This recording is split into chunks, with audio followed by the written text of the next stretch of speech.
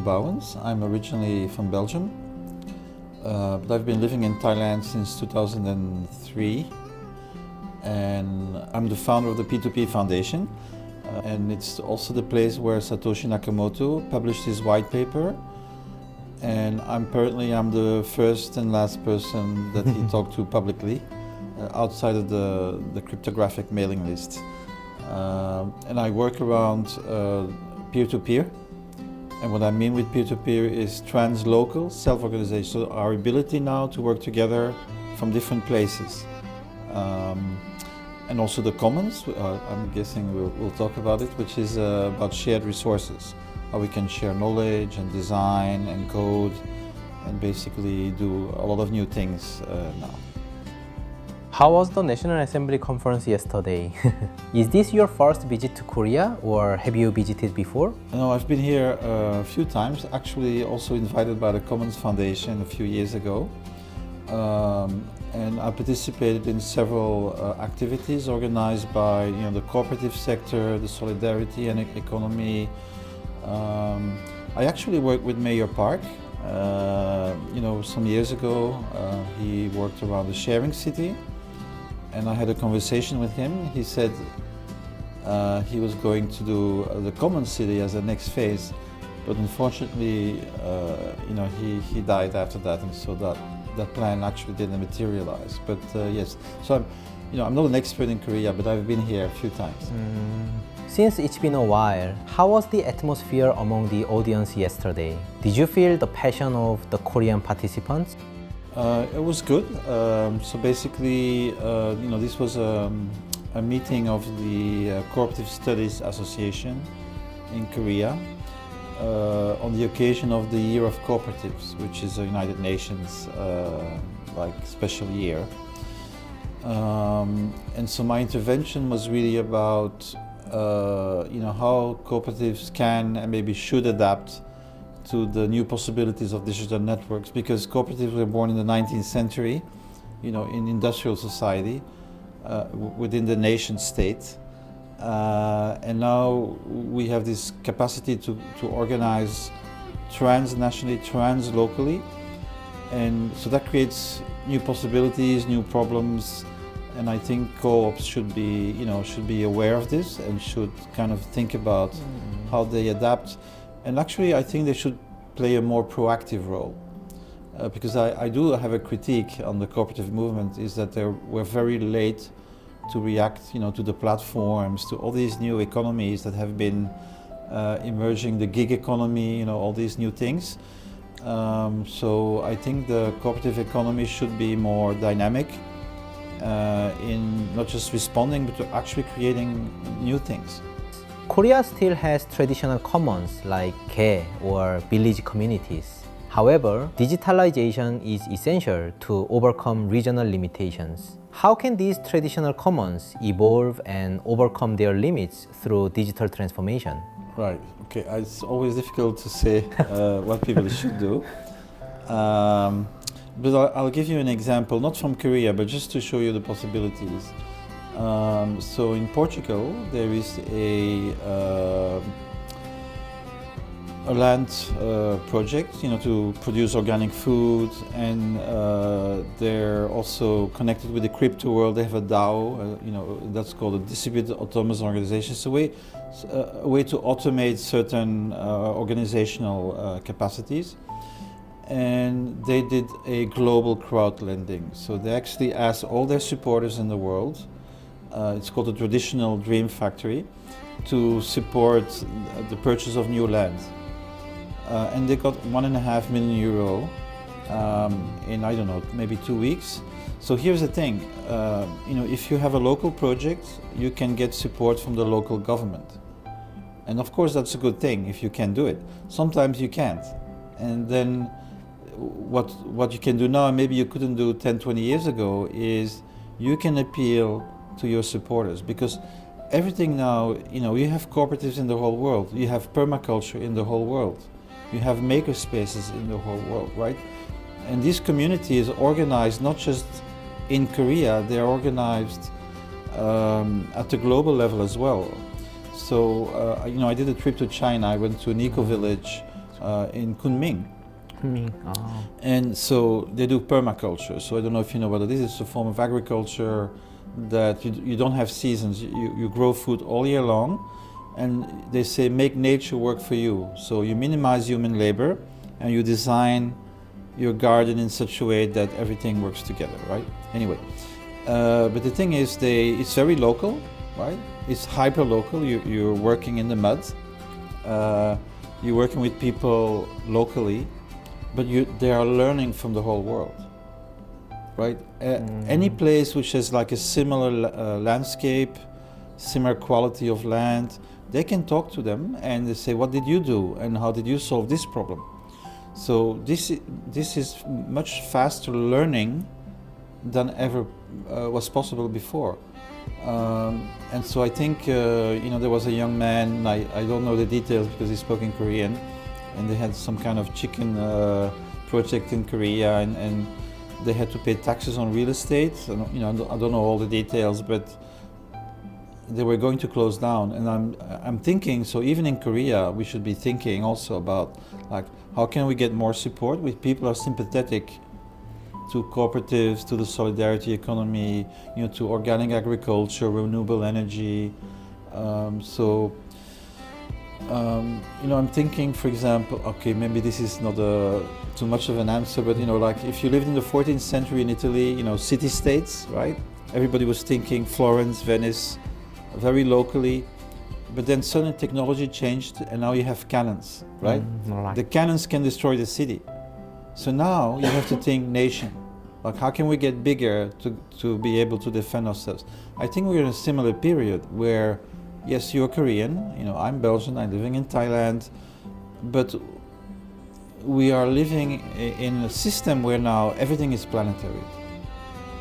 So a civilization in the past could be like self-sufficient, but now all these technical systems, they're planetary. So you have to think in a new way. You have to think like, it's not that you cannot be Korean, you can still, be Korean and defend Korean culture and engage locally, but you have to add this dimension in a more, serious way, because it's going to affect you, right? This new capacity is going to affect you. Korea is technologically advanced, but culturally, there can be conservative barriers to adopting new technologies, similar to how stamps are still used in Japan. This seems to require a philosophical approach rather than just a technical one. What alternatives do you suggest to resolve these cultural and institutional barriers? Yeah, I think there are certain dangers and negatives about what we are doing as humanity. For example, time. There's a time of the horse. Before the horse, then the horse. We went faster. Then we had sailing ships. Then we have planes and cars, right? So this makes life go faster and faster in time. But now it's instantaneous, right? Like we know everything about the whole world. And for example, that creates a problem because we become insensitive to human suffering because we see too much suffering, right? We cannot identify with everybody. But same thing with space. Now you take a plane and you don't see everything, right? Before you had to travel and you saw every place you went to because you had to go through it. Now we just jump from one place to another. And also because innovation goes much faster. And so, and machine time is now like nanoseconds, right? It's like computers, AI, they just work, they work faster than us. So I think, if I understand what was said is that I think that's a good thing, that you can slow down, right? So the faster the machines go, maybe then that means that a human being should really have the ability to slow down and to have time to absorb. High tech, high touch, right?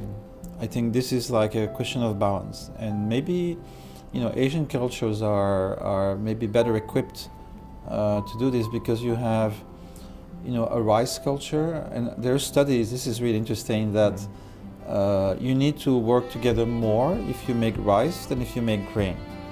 Right, so it's more complex to grow rice, and so people are generally more collective in civilizations where you grow rice.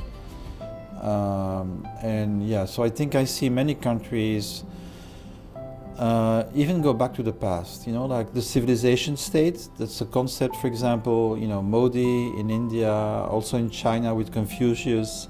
So many countries are thinking that they should reinforce their link with the past to be stronger to adapt to the future.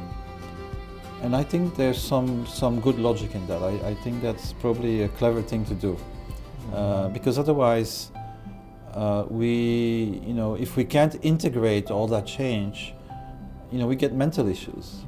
And you can see that in the West, there's a lot of mental issues because people don't have those traditional points of reference. It's too much pressure on the individual to adapt to all the changes all the time. Small groups have historically driven the commons. In the 21st century, how can you apply the commons concept to AI or blockchain Web3 companies? I'm curious if tech companies can build collaborative models to solve social problems caused by excessive individual profit seeking. Yes, so I don't know if you're, I'm sure you're familiar in Korea with the concept of open source, free software. So this is a commons, right? So people contribute code or knowledge or design to a common pool, right? And so if you share knowledge, you can learn very fast. And then you can build companies based on that shared knowledge. And all the companies are learning together from their knowledge commons. So I'm explaining this because even in a capitalist society, commons are very useful to be competitive, to be innovative.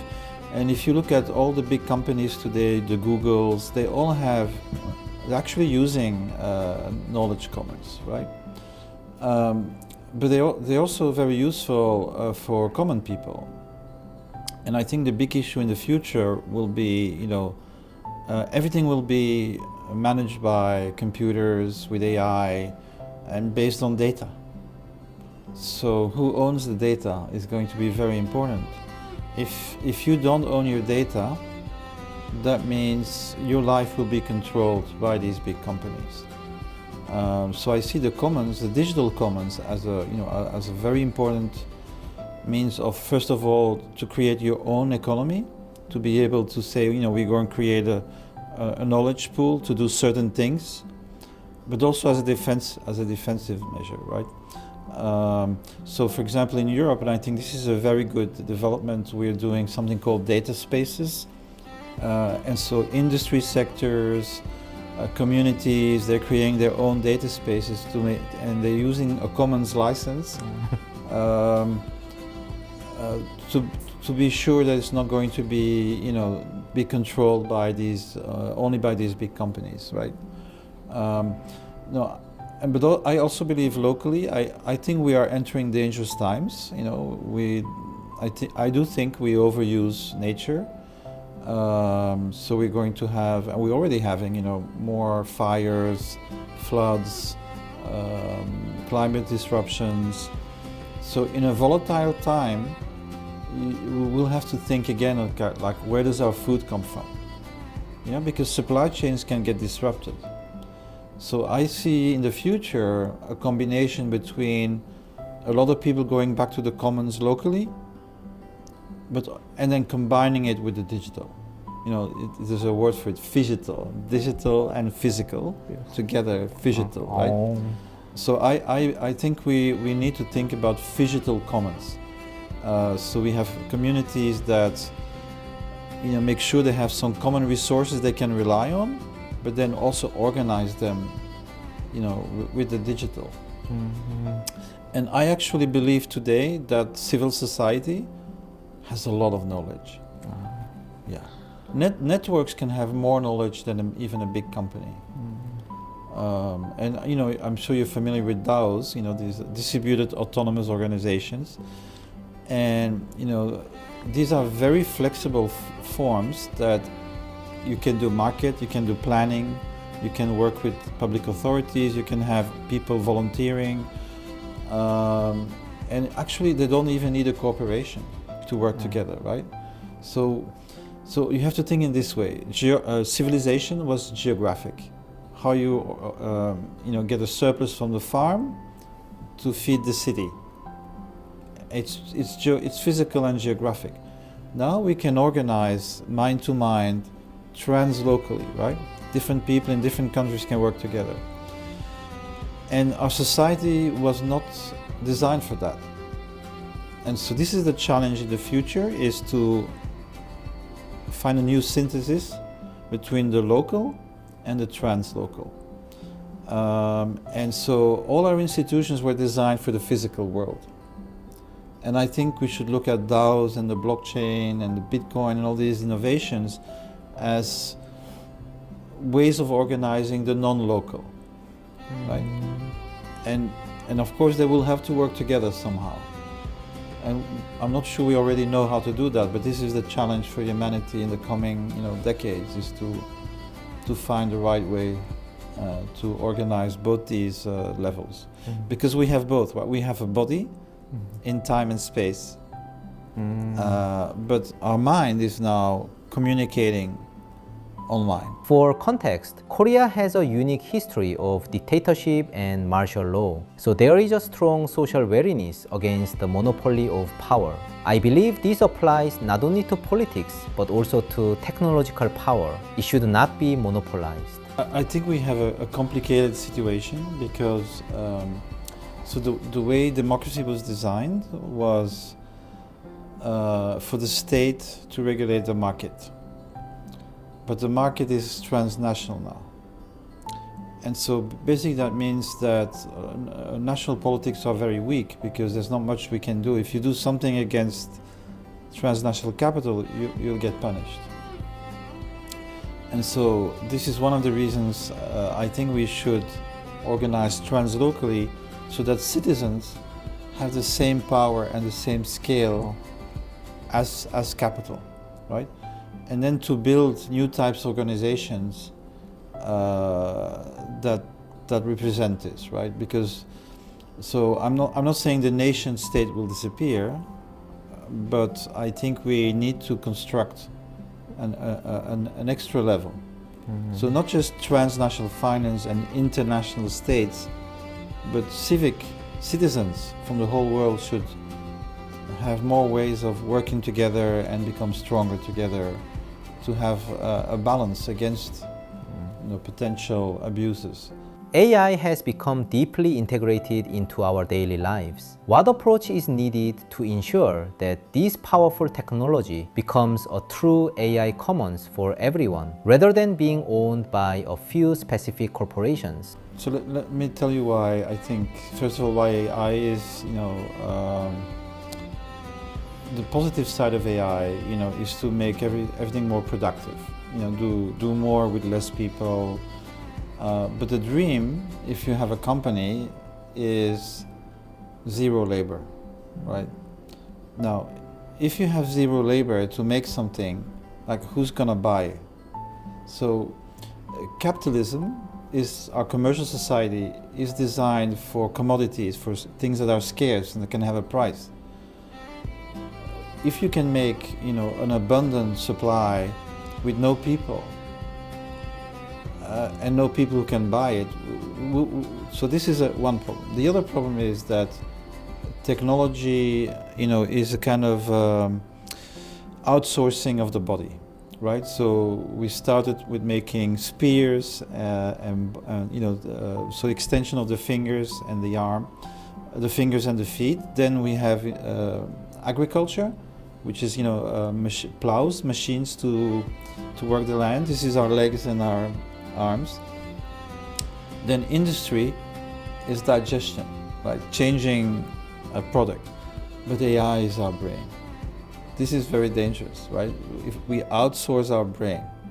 Okay, so I'm just saying that these technologies are, we have to handle them with care. But especially, with AI, if you have private ownership of AI, we will have that problem, right? Eliminating people from the workforce, not paying less and less people, and so this is why AI should be a commons. So there's two aspects. One, the data, and I think we discussed this in terms of data spaces. So we should have data commons, data co-ops, data trusts, and then the second thing is open source AI. Because otherwise you are going to have to pay rent for the rest of your life,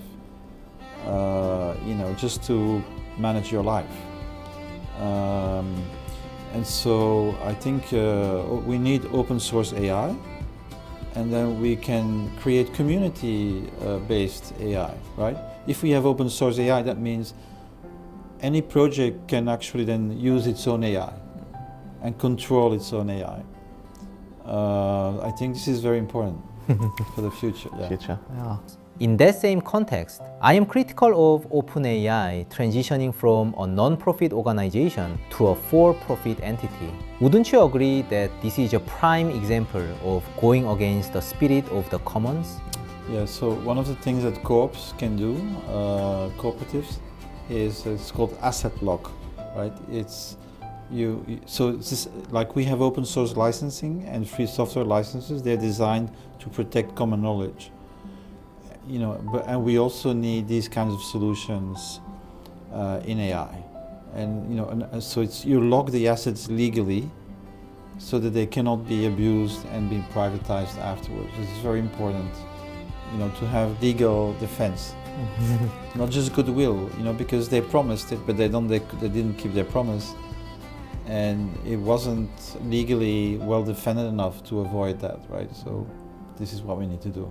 이제 거의 마무리가 할 시간이 됐는데, 커먼즈 운동을 하는 한국의 이제 운동가들에게 전하고 싶으신 그런 당부의 메시지 같은 게 좀 있으실까요? Well, I think we live in a time where it's very important to have people around you that you can count on.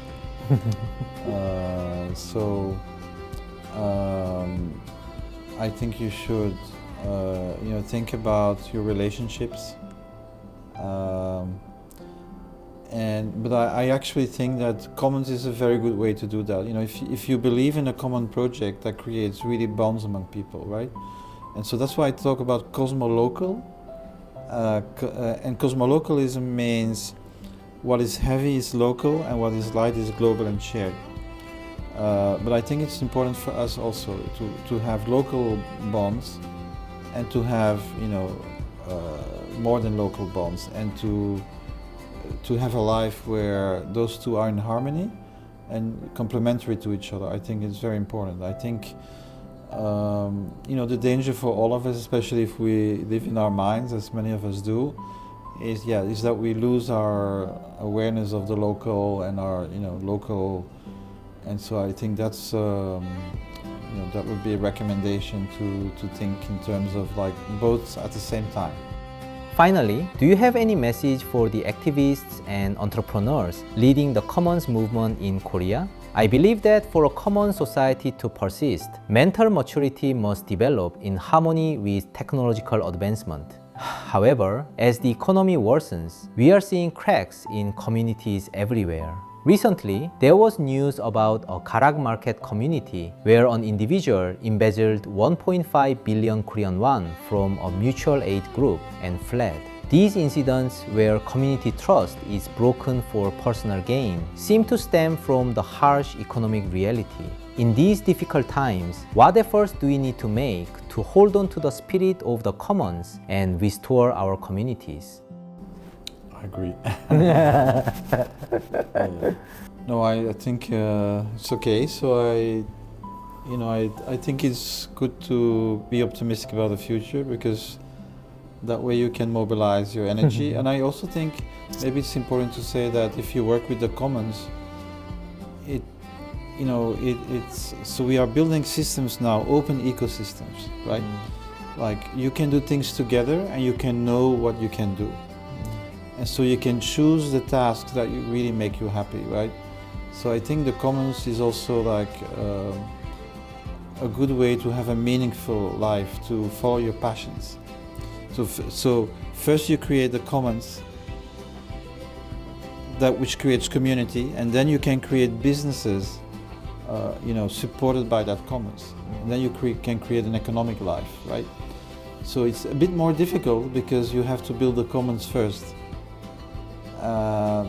But if you can count on your family and friends and create these types of collaborations, then you're creating an economy and a society where I think you can flower as an individual.